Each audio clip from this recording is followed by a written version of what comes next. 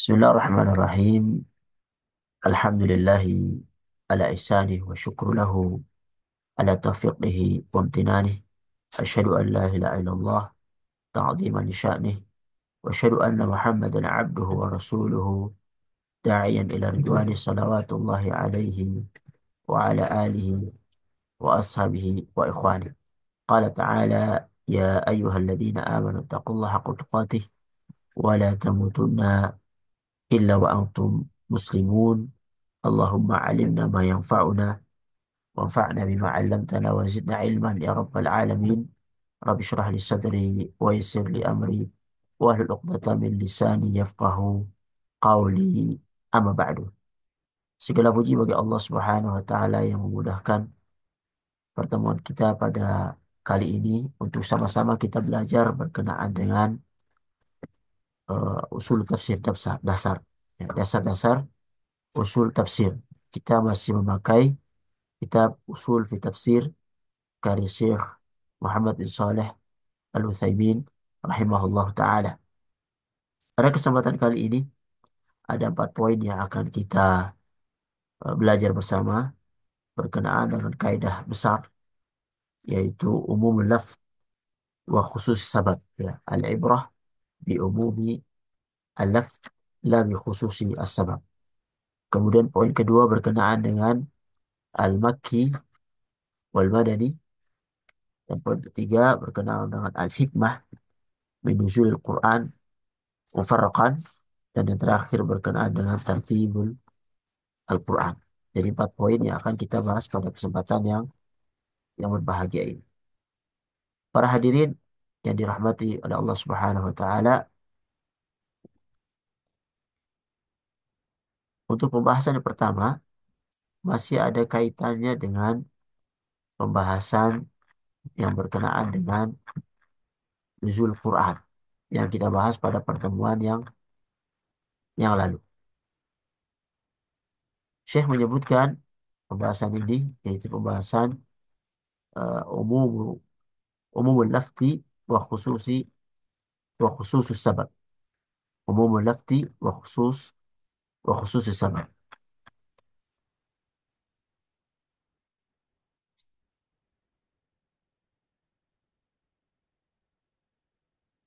Bab berkenaan dengan lafaz umum dan sebab yang khusus. Ya, walaupun di sini sebenarnya ada 2 pendapat, dan Syekh menguatkan pendapat yang mengatakan bahasanya al-ibrah itu bi umumi lafz la bi khususi as-sabab. Jadi yang menjadi hukum itu adalah umumnya sebuah lafaz di dalam Al-Quran, dan bukan sebab yang khusus. Jadi ketika misalnya suatu ayat, ya, turun berkenaan dengan sebuah kejadian terhadap salah seorang sahabat misalnya, maka hukumnya bukan khusus untuk sahabat itu saja, melainkan umum terhadap setiap orang yang eh, apa namanya mempunyai sifat seperti yang sahabat itu turun ayat dikarenakannya. Jadi umum dia hukumnya. Syekh menyebutkan umumul lafzi wa khususus sabab. Lafaz umum dan sebab khusus. Syekh menyebutkan idza nazalatil al-ayatu lisababin khasin wa lafduha amun. Apabila ayat turun karena suatu sebab, sementara uh, lafduha amun, sementara lafadznya umum, kana hukmuha kamilan lisababiha, maka ia mencakup sebab dan setiap yang tercakup dalam lafaz tersebut. Kenapa? Walikulli ma yatanawaluhu lafduha, yani, dan setiap yang tercakup dalam lafaz tersebut. Kenapa? Li'anna al-Quran.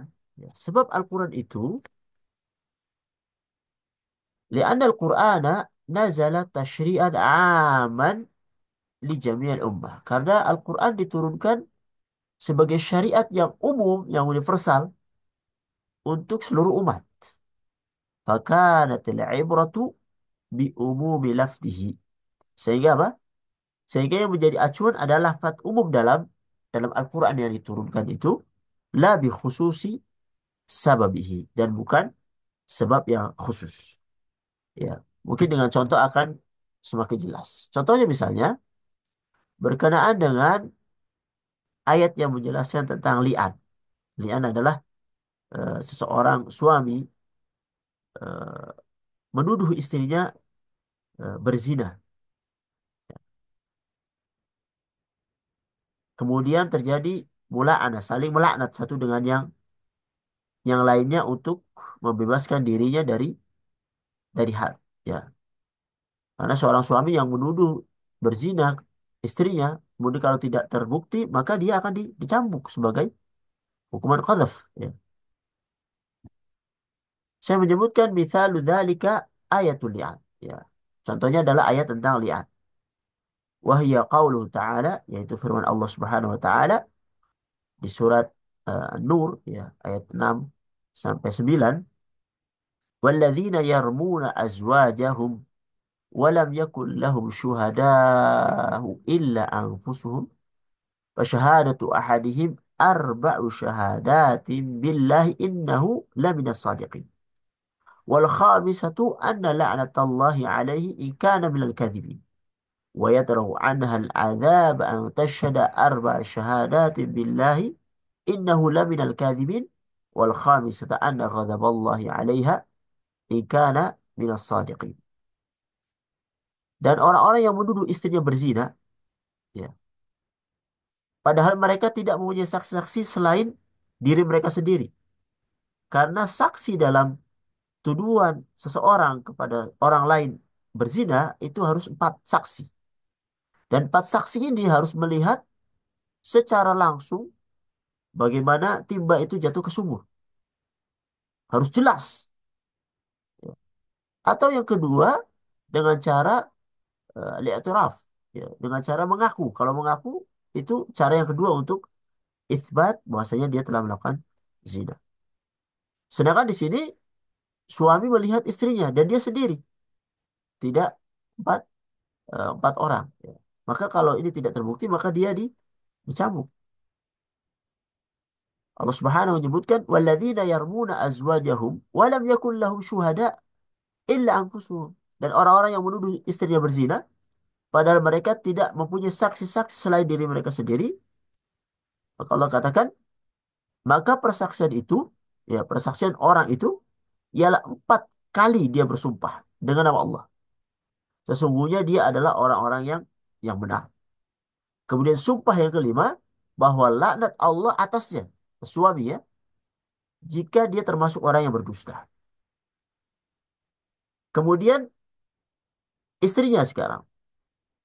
Istrinya itu bisa terhindar dari hukuman apabila dia juga bersumpah. Istrinya itu dihindarkan dari hukuman oleh sumpahnya 4 kali. Ya, bersumpah 4 kali atas nama Allah Subhanahu wa taala bahwasanya suaminya itu benar-benar berdusta.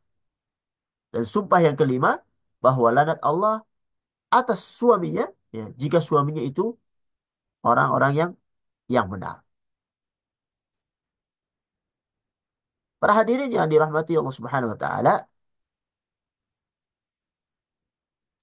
di dalam Sahih Al-Bukhari ya, disebutkan bahwasanya min hadis Ibnu Abbas ya, dari hadisnya Ibnu Abbas radhiyallahu anhuma anna Hilal bin Umayyah, bahwasanya Hilal bin Umayyah qadhafa imra'atahu inda Nabi sallallahu alaihi wasallam bisyarik bin Sahma. Hilal bin Umayyah menuduh istrinya berzina dengan Syarik bin Sahma. Faqala Nabi sallallahu alaihi wasallam, kemudian Nabi bersabda, al-bayyinah au haddun fi dhahri. Datanglah datangkanlah bukti atau kamu yang akan dicambuk. Faqala Hilal, Hilal menjawab, "Walladzi ba'atsaka bil haqq, inni lasadiq." Demi zat yang mengutus Anda dengan kebenaran, aku benar-benar ini benar, aku nggak bohong. Fala yunzilanna Allahu ma yubarri'u dhahri minal had. Au ma yubarri'u dhahri minal had. Mudah-mudahan Allah Subhanahu wa taala benar-benar akan menurunkan ayat yang akan membebaskan punggungku itu dari cambuk, dari had. Fanazala Jibril. Kemudian Jibril turun, wa unzila alaihi walladzina yarmuna azwajahum. Sampai akhir ayat. Jibril turun dan menurunkan ayat di atasnya itu surat An-Nur ayat 6 sampai 9. Jadi, fahadhil ayat nazalat bisababi qadhi Hilal bin Umayyah limra'atihi. Jadi ayat ini turun disebabkan tuduhan Hilal kepada istrinya. Ya, jadi sebabnya khusus yaitu tuduhan Hilal kepada istrinya. Lakinna hukmaha syamilun lahu wa li ghairihi. Tetapi hukumnya, ya, hukum ayat ini itu diberlakukan untuk dirinya dan untuk orang lain. Semua orang yang mempunyai sifat seperti seperti itu yang menjadi apa? Yang terjadi padanya kalau misalnya kejadian seperti yang terjadi pada Hilal. Ya. Saya menyebutkan lagi hukmaha syamilun lahu wa li ghairihi. Jadi hukumnya diberlakukan kepada diri Hilal dan kepada orang lain selain Hilal yang mempunyai kasus seperti Hilal. Bidalil, ya, ini dikuatkan dengan dalil marahu al-Bukhari, sebuah riwayat yang diriwayatkan oleh Bukhari min hadithi Sahal bin Sa'ad radhiyallahu anhu. Ya, sebuah riwayat dari Sahal bin Sa'ad radhiyallahu anhu. Dia menyebutkan anna Uwaimiran al-Ajlani jaa ila Nabi sallallahu alaihi wasallam. Ya, bahwasanya Uwaimir al-Ajlani mendatangi Nabi sallallahu alaihi wasallam faqal, ia berkata, "Ya Rasulullah, wahai Rasulullah, rajulun wajada ma'a imratihi rajulan ayaqtuluhu fataqtulunahu am kaifa yasna?" Wahai Rasulullah, jika ada seorang suami melihat istrinya bersama lelaki lain, kalau dia membunuhnya, lalu dia membunuhnya. Sehingga apa? Sehingga dengan membunuhnya, engkau mengkisasnya. Kisas karena membunuh. Atau bagaimana seharusnya dia bersikap? Faqala Nabi Shallallahu Alaihi Wasallam, maka Nabi bersabda, "Qad anzalallahu al-Qur'ana fik wa fi sahibik." Bahwasanya Allah telah menurunkan ayat berkaitan dengan dirimu dan uh, qad anzalallahu Qur'an fika wa fi sahibatik. Ya. Allah telah menurunkan Al-Quran berkaitan dengan dirimu dan juga dengan dan istrimu. Maka fa'amarahuma Rasulullah sallallahu alaihi wasallam bil mula'anah bima sammallahu fi kitabihi fala'anha. Maka beliau memerintahkan keduanya saling melaknat seperti yang disebutkan di dalam Al-Quran ya surat An-Nur ayat 6 sampai 9. Maka dia pun melaknat melaknat istrinya.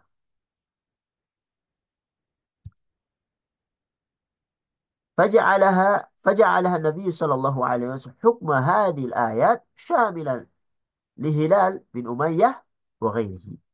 Jadi dalam hadis ini Nabi Shallallahu Alaihi Wasallam ya, menjadikan ayat ini diberlakukan untuk Hilal bin Umayyah ya, dan juga selain selain dia seperti di sini kepada Uwaimir al-Ajlani ya. Dan kepada selain keduanya yang mempunyai kejadian seperti yang mereka mereka alami.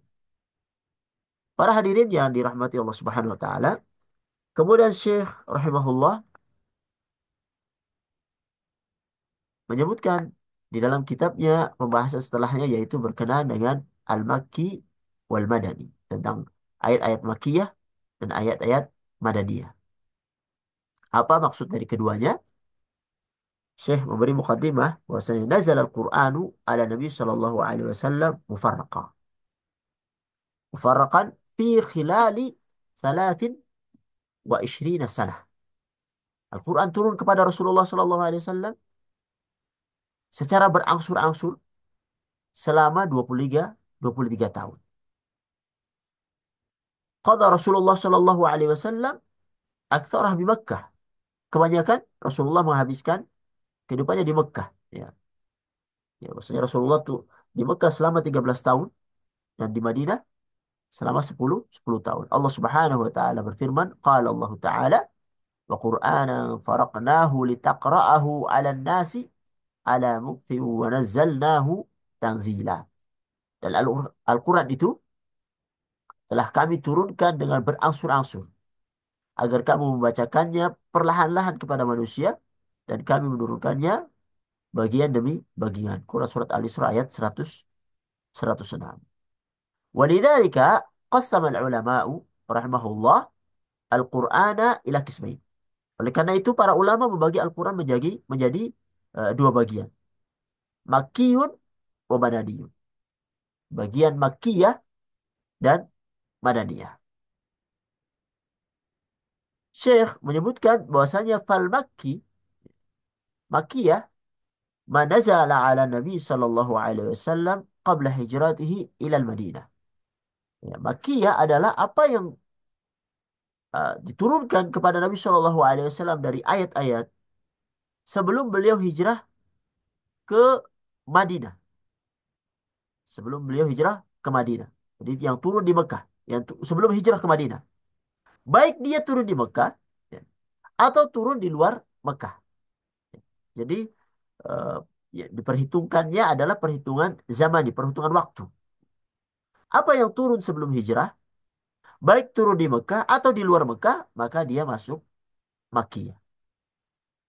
Wal Madani dan Madaniyah ma nazala ala Nabi sallallahu alaihi wasallam ba'da hijratihi ila al-Madinah. Walau nazala fi Makkah. Ya. Jadi Madaniyah ayat-ayat Madaniyah adalah yang turun kepada Nabi sallallahu alaihi wasallam setelah hijrah ke Madinah. Walaupun turun di luar Madinah, misal di Mekah atau di tempat lain. Sehingga apa? Dari definisi yang disebutkan oleh Syekh rahimahullah, wa ala hadza faqaulu ta'ala al-yawma akmaltu lakum dinakum wa atmamtu alaikum ni'mati wa raditu lakum al-Islam madina. Ya, Quran surat Al-Maidah ayat 3.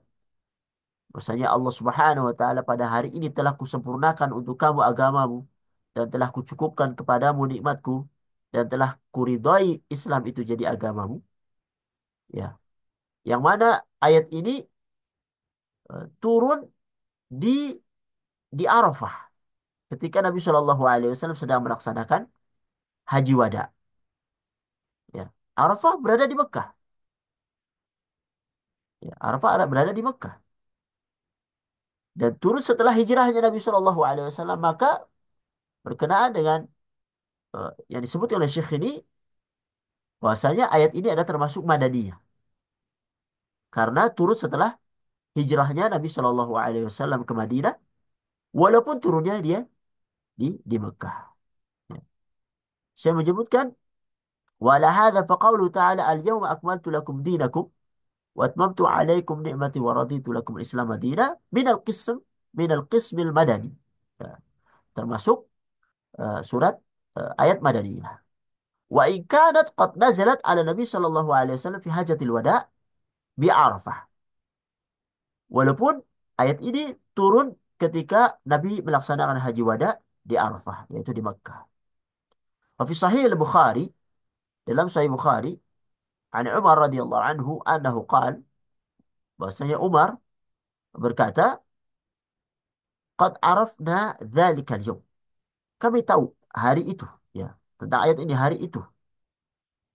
Wal makan alladhi nazalat fihi ala Nabi sallallahu alaihi wasallam, dan tempat turunnya ayat itu kepada Nabi sallallahu alaihi wasallam. Beliau menyebutkan wa huwa qa'imun bi Arafah yaum Jumu'ah, yaitu saat beliau berdiri di Arafah di hari Jumat. Para hadirin yang dirahmati Allah Subhanahu wa taala, sekarang saya menyebutkan berkenaan dengan perbedaan ayat-ayat Makkiyah dan ayat-ayat Madaniyah. Yang pertama, beliau menyebutkan berkenaan dengan eh, sisi susunan kalimat. ويتميز القسم المكي على المدني من حيث الأسلوب والموضوع. Ya. Dari sisi uslub, ya, susunan kalimat dan juga temanya, sehingga dengannya ya, kita mengetahui ya, secara umum eh, ayat-ayat Makkiyah atau ayat Madinah, ayat-ayat Madaniyah. Ketika kita menemukan tema-tema yang terdapat masalah di sebuah ayat berkenaan dengan eh, ciri-ciri ayat Makkiyah, maka kita masukkan ke ayat Makkiyah. Apa saja? Ya. Secara uslub, secara eh, uslub atau susun kalimat, umumnya al-ghalifu fil makki kuatul uslub. Umumnya pada ayat-ayat Makkiyah itu uslubnya atau susun kalimatnya itu kuat, begitu kuat. Karena apa? Eh, saya menyebutkan wasyiddatul khitab, ya, keras kepada yang diajak bicara. Lianna ghalib al-muqatabin mu'riduna mustakbirun. Karena umumnya ketika Nabi SAW yang diajak bicara, ya, khitabnya itu orang-orang Quraisy, mereka adalah orang-orang yang uh, mu'ridun, orang-orang yang berpaling, dan juga mereka mustakbirun, mereka orang-orang yang sombong, ya, tahu kebenaran tapi tidak menerima kebenaran itu, bahkan menentang kebenaran itu, menolak sesuatu yang sudah pasti kebenarannya dari Allah Subhanahu wa taala. Wala yaliqu bihim illa dzalik. Ya. Dan mereka tidak patut disikapi kecuali dengan cara ini, dengan ayat-ayat yang usrupnya kuat, ya, kepada mereka. Saya menyebutkan Iqra surat Al-Mudaththir wal Qamar. Ya. Silakan contoh daripada surat Makkiyah, yaitu yang ada di surat ayat-ayat Makkiyah, yaitu yang ada di surat Al-Mudaththir dan juga surat Al-Qamar. Amal Madani, adapun ayat-ayat Madaniyah, fal ghalib, umumnya fi uslubi fi uslubihi al-lin, ya, uslubnya itu lembut, wa suhulatul khitab, dan santun kepada yang diajak bicara. Kenapa? Lianna ghaliba al-mukhatabin muqbiluna munqadun. Karena orang-orang yang diajak bicara adalah orang-orang yang menerima, orang-orang yang patuh. Iqra surat Al-Maidah. Silakan di dibuka ayat-ayat yang berada di surat Al-Maidah. Kemudian yang kedua, al-ghalib, ya, secara umum fil makki kisarul ayat. Ayat-ayat makkiyah itu atau surat-surat makkiyah itu ayat-ayatnya itu pendek. Wa quwatul muhajjah, dan kuat hujahnya. Lianna ghalibal mukhatabin mu'anidun, musyaqun. Karena umumnya yang diajak bicara adalah orang-orang yang menentang dan orang-orang yang keras. Fakhutibu bima taqtadi haluhum, sehingga apa? Eh, mereka diajak bicara sesuai dengan kondisi mereka. Yang mereka menentang dan juga mereka orang-orang yang keras. Iqra surat At-Tur. Sebagai contoh, Anda bisa membaca surat Tur, ayat-ayat yang ada di surat At-Tur. Amal Madani, sedangkan surat Madaniyah fi tulul ayat. Umumnya surat-surat Madaniyah itu ayatnya panjang. Wa dzikrul ahkam, dan juga menjelaskan tentang hukum-hukum. Wa dzikrul ahkami mursalatan biduni mahajjah. Ya. Menyinggung hukum tanpa banyak hujah. Lianna halahu taqtadi dzalik. Karena memang kondisi mereka cocok untuk hal itu setelah mereka tenang berada di Madinah, kebanyakan mereka masuk Islam, menerima apa yang dibawa oleh Rasulullah Shallallahu Alaihi Wasallam. Mereka adalah orang-orang Ansar dan juga orang Muhajir, orang dari Mekah yang orang masuk Islam dan hijrah ke Madinah. Iqra ayat Dain di surat Al-Baqarah. Contohnya adalah eh, surat Dain, ya, ayat-ayat Dain, ayat berkenaan dengan hutang yang ada di surat Baqarah atau surat Baqarah secara umum. Ya, surat Baqarah secara ayat-ayat yang ada di surat Baqarah secara umum. Adapun dari sisi tema, wa amma min haitsul mawdu' fahuwa al-ghalib fi Makki taqriru tauhid wal aqidati as-salimah. Jadi umumnya ayat-ayat Makkiyah itu menetapkan tentang tauhid, penekanan terhadap tauhid dan juga akidah yang benar. Khususan ma yata'allaqu bi tauhidil uluhiyah wal imani wal bil ba'ts. Khususnya yang berkaitan dengan tauhid uluhiyah, yaitu menyembah Allah Subhanahu wa taala saja dan tidak menyekutukannya. Dan juga eh, berkenaan dengan iman kepada hari hari kebangkitan. Karena inilah yang diingkari oleh mereka. Mereka nggak percaya bahwasanya mereka akan dibangkitkan setelah mereka dimatikan oleh Allah Subhanahu wa taala. Lianna ghalibal mukhatabin yunkiruna dzalik. Karena umumnya yang diajak bicara para penduduk Mekah adalah orang-orang yang mengingkari tentang hal tersebut. Amal Madani, adapun Madaniyah, fal ghalib fihi tafsilul ibadat wal muamalat. Umumnya berbicara tentang perincian berkenaan dengan ibadah, berkenaan dengan muamalah. Lianna al-mukhatabin قد تقرر في نفوسهم التوحيد والعقيدة السليمة فهم في حاجة لتفصيل العبادات والmuamalat. Karena yang diajak bicara adalah umumnya adalah orang-orang yang sudah terpatri di dalam hatinya tentang tauhid, tentang ibadah pada Allah Subhanahu wa taala. Akidah mereka telah benar karena dibimbing langsung oleh Rasulullah Shallallahu alaihi wasallam. Oleh karena itu, mereka lebih membutuhkan tentang perincian tentang ibadah-ibadah itu dan juga berkenaan dengan muamalah sesuai yang diajarkan oleh Al-Quranul Karim. Kemudian yang kedua, saya menyebutkan al-ifadatu fi dzikril jihad wa ahkamihi. Di dalam surat-surat Madaniyah juga menjelaskan tentang jihad, tentang hukum jihad. Menjelaskan juga wal munafiqina wa ahwalihim, tentang orang-orang munafik dan keadaan mereka. Ya. Liqtidai liqtidai hal dzalik. Ya.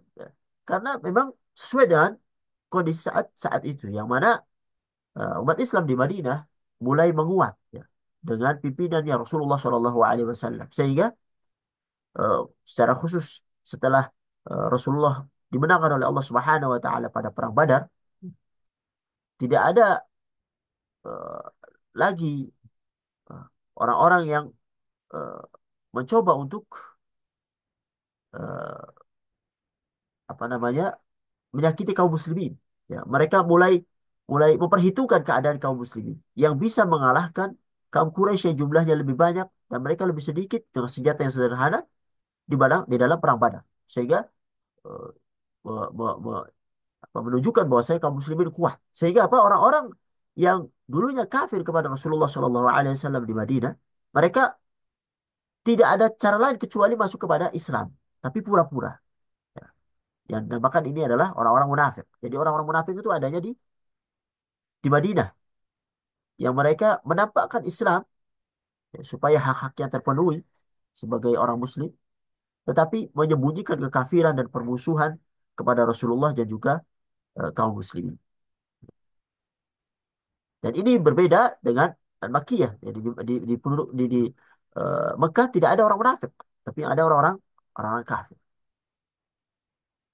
Kemudian apa faedah daripada mengetahui Makkiyah dan Al-Madaniyah? Saya menyebutkan fawaidu ma'rifatil madani wal makki.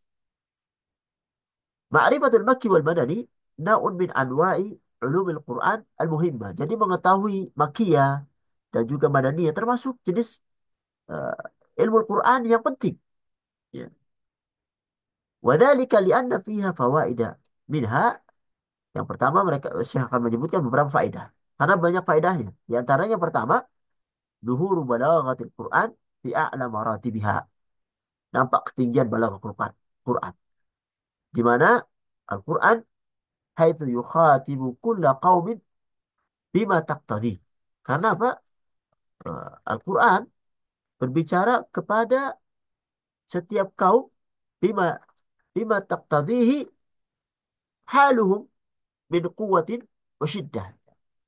Berbicara kepada mereka sesuai dengan keadaan mereka, baik dari sisi ketegasan, kapan harus tegas, au linin, suhulah, kapan harus lembut. Kemudian yang kedua, faedah tentang mengetahui Makki dan Madani, nuhuru hikmati tashri' fi asma ghayatih. Nampak ketinggian syariat Islam ini, yang mana haitsu yatadarraju syai'an fa syai'an bihasabil aham ala ma taqtadihi halul al-mukhatabin wa isti'dadihim lil qabuli wa tanfidh. Ya, nampak ketinggian syariat Islam, di mana Al-Quran itu menempuh jalan tadarruj, tahap demi tahap di dalam syariat ini. Dari yang paling penting, yaitu tauhid, sesuai dengan keadaan yang diajak bicara. Dan menyiapkan mereka untuk menerima dan tunduk kepada syariat Allah Subhanahu wa Ta'ala. Jadi di Mekah digenjot dan diajari tentang tauhid. Setelah tauhidnya kuat, ya, di Madinah mereka mulai diajari tentang bab berkenaan dengan ibadah, tentang muamalah dan hal-hal yang lain yang eh, yang Allah Subhanahu wa Ta'ala berikan kepada mereka. Kemudian yang ketiga, tentang mengetahui faedah Maki dan Madani, faedahnya adalah eh, tarbiyatud doa ilallahi azza wa jalla. Ini mendidik para dai untuk menempuh jalan Al-Quran di dalam berdakwah. Ya. Tarbiyatud doa ilallahi ta'ala wa taujihu ila an yattabi'u ma salakahul Quran fil uslubi wal mawdu'. Ya, mendidik para dai untuk menempuh jalan Al-Quran di dalam uslub dakwah mereka, di dalam tema dakwah mereka, ya, min haitsul mukhatabin bihaitsu yubda'u bil aham fal aham wa tusta'mal asyiddatu fi mawdi'iha wa suhulatu fi mawdi'iha. Ya. Yaitu memulai dari yang terpenting, dari yang penting. Karena dari sesuatu yang penting yang harus diajarkan kepada umat, mulailah dari yang terpenting. Pelajaran tauhid itu lebih penting dari pelajaran pelajaran sholat. Ya. Menanamkan kepada mereka untuk menyembah hanya kepada Allah Subhanahu wa taala. Setelah ini tertanam, maka diajarkan syariat tentang sholat. Bagaimana cara menyembah Allah Subhanahu wa taala. Setelah mengetahui bahwasanya Allah lah yang sepatutnya untuk disembah dan tidak tidak yang lainnya. Ya. Begitu juga pelajaran tentang syirik, ya. Sesuatu yang tidak boleh menyembah selain Allah Subhanahu wa taala. Ini lebih penting daripada mengajarkan tentang sesuatu yang diharamkan, misalnya tentang uh, khamar, tentang tidak bolehnya meminum uh, apa namanya? Alkohol, ya. Pelajaran tentang untuk menjauhi syirik itu lebih penting daripada ini. Ya. Setelah ini selesai atau boleh berjalan, baru diajari tentang hal-hal yang diharamkan oleh Allah Subhanahu wa taala. Setelah yang diharamkan lebih penting, yaitu kesyirikan dalam beribadah pada Allah Subhanahu wa taala. Ya. Jadi kapan eh, digunakan uslub yang keras dalam satu keadaan dan kapan uslub lembut itu digunakan di kesempatan yang lain. Al-Qur'an mengajarkan dalam mendidik para dai untuk menempuh jalan jalan itu. Kemudian faedah yang keempat, tamyizun nasikh minal mansukh fima law waradat ayatan mak- makkiyatun wa madaniyah yatahaqqaqu fiha syurutun nasakh fa innal madaniyah nasikhatun lil makkiyah. bita'akhuril madaniyah anha. Jadi dengan mengetahui Makki dan Madani itu kita bisa membedakan antara nasikh, yaitu yang menghapus sebuah hukum, atau yang mansukh, atau yang dihapus hukumnya. Ya. Jadi lewat ayat-ayat Makkiyah dan ayat Madaniyah. Jika terpenuhi syarat-syarat nasikh tentunya ya, syarat-syarat penghapusan itu. Dengan ini kita mengetahui bahwasanya ayat-ayat Madaniyah itu menghapus ayat-ayat Makkiyah ketika terjadi eh, hukum yang bertolak belakang. Ya, hukum yang tidak bisa disatukan. Tidak bisa disatukan. Maka kalau harus eh, nasakh itu dilaksanakan, maka ayat-ayat Madaniyah itu menasakh ayat-ayat Makkiyah. Para hadirin yang dirahmati Allah Subhanahu wa taala, kemudian Syekh menyebutkan tentang al-hikmah min nuzulil Quran mufarraqan. Hikmah turunnya Al-Quran secara berangsur-angsur. Min taqsimil Quran ila Makki wa Madani yatabayyanu annahu nazala ala Nabi sallallahu alaihi wasallam mufarraqah. Ya. Telah jelas ya bahwa dari pembagian Al-Quran menjadi ayat-ayat Makkiyah, ayat-ayat Madaniyah, ini menunjukkan bahwasanya Al-Quran itu turun secara berangsur-angsur. Annahu nazala ala Nabi sallallahu alaihi wasallam mufarraqa. Walinuzulihi ala hadzal wajh hikamun katsirah. Dan turunnya ayat-ayat Al-Quran secara berangsur-angsur itu memiliki hikmah yang banyak. Minha di antaranya saya menyebutkan tathbitu qalbi Nabi sallallahu alaihi wasallam. Pengokohan hati Nabi sallallahu alaihi wasallam. Allah Subhanahu wa taala menyebutkan di Quran surat Al-Furqan ayat 32, ayat 33, wa qala alladziina kafaru laula nuzila alaihi al-Qur'anu jumlatan wahidah. Orang-orang kafir berkata, mengapa Al-Quran itu tidak diturunkan kepada Nabi Shallallahu Alaihi Wasallam secara jumlatan wahidah sekaligus? Allah menjawab, kadzalika linutsabbita bihi fuadak warattalnahu tartila.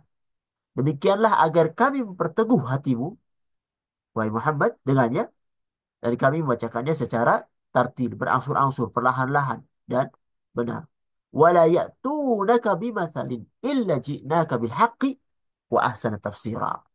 Dan mereka, orang-orang kafir itu, tidak datang kepadamu membawa sesuatu yang aneh, kecuali kami datangkan kepadamu yang benar dan penjelasan yang lebih baik. Ini hikmah yang pertama.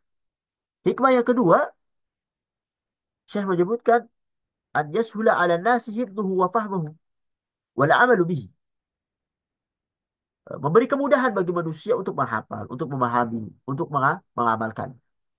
Haitsu yuqra'u 'alaihim syai'an fa syai'an. Karena apa? Karena Al-Quran dibacakan kepada mereka secara bertahap.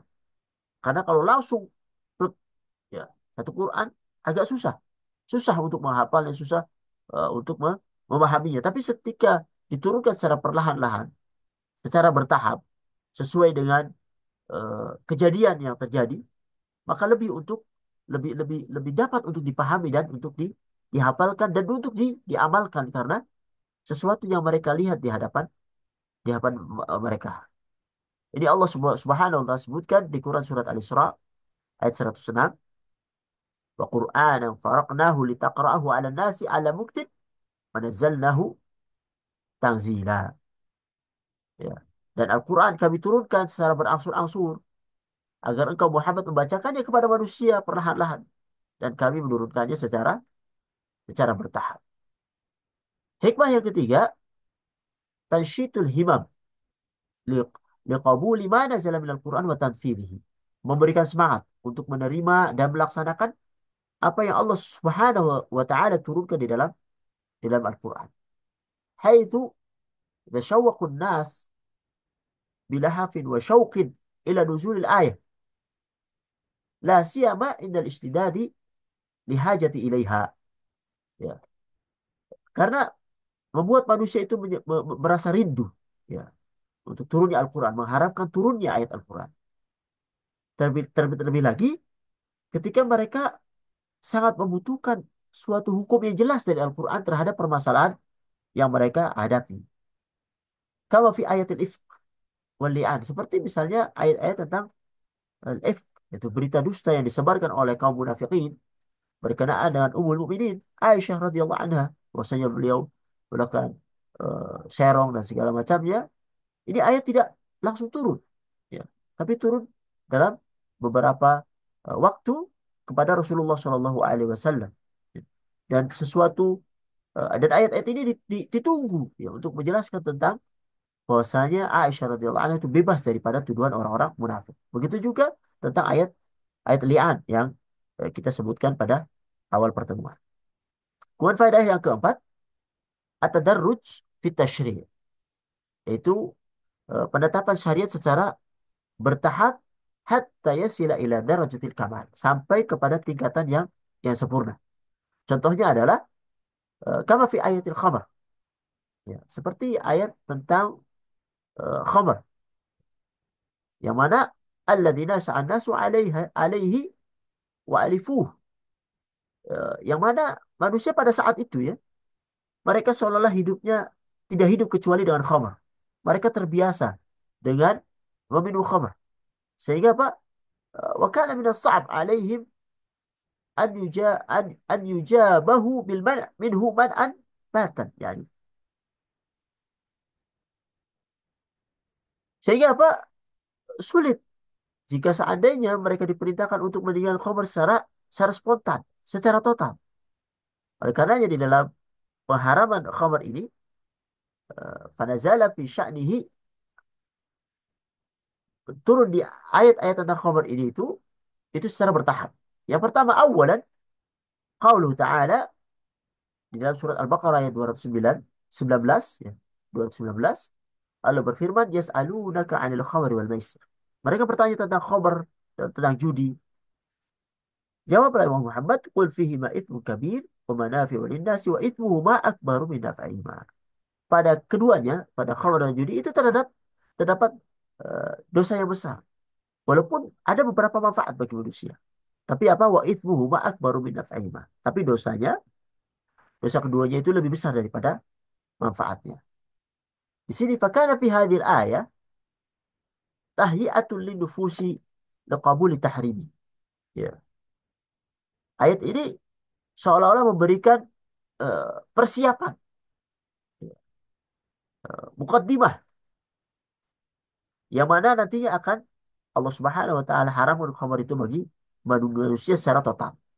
Haitsu inal aqla yaqtadi alla yumarisa syai'an itsmuhu akbar min naf'ihi, ya. Secara akal ya, orang-orang yang berakal itu mengetahui bahwasanya tidak mungkin seseorang akan melaksanakan sesuatu kegiatan minum khamar dan juga judi, yang mana Allah sebutkan di sini bahwasanya dosanya lebih besar daripada manfaatnya.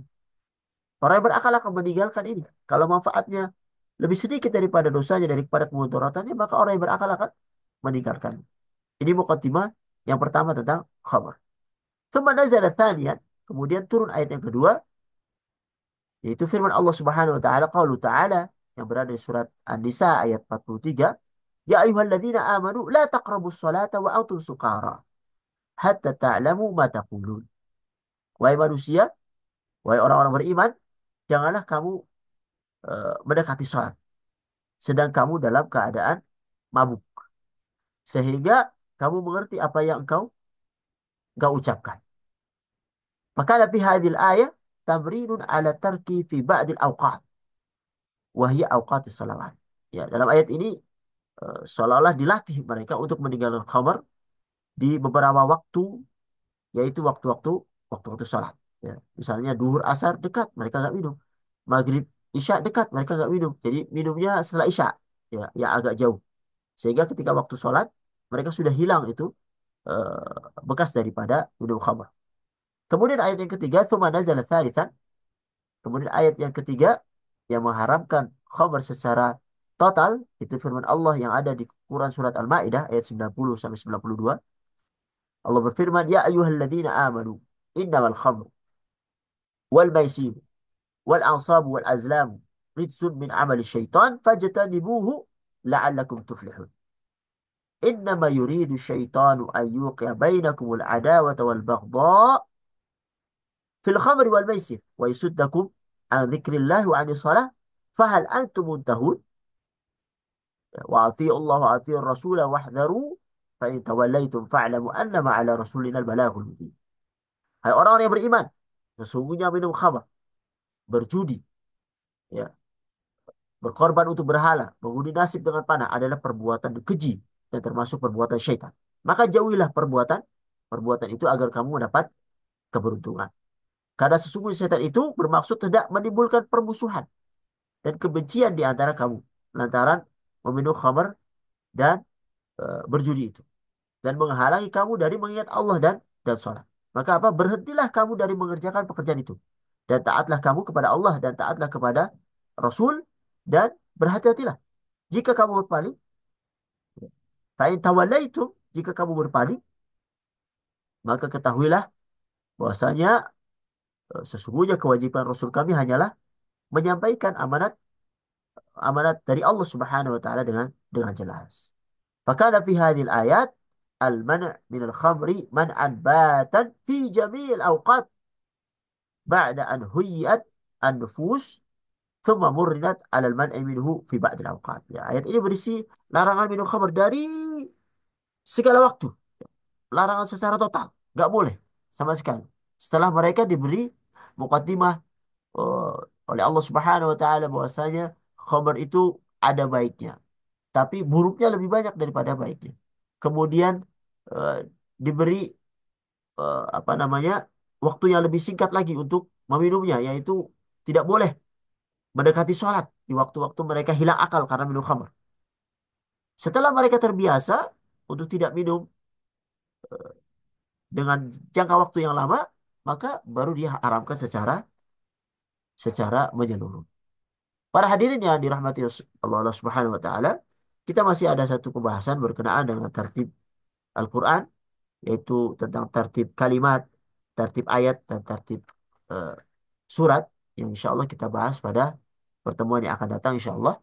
Mudah-mudahan Allah mudahkan hal ini. Inilah yang bisa kami sampaikan, mudah-mudahan bermanfaat. Apabila ada benarnya datang dari Allah Subhanahu wa taala, apabila banyak salahnya datangnya dari kami. Hada wa sallallahu ala Muhammad wa ala alihi wa sahbihi ajma'in.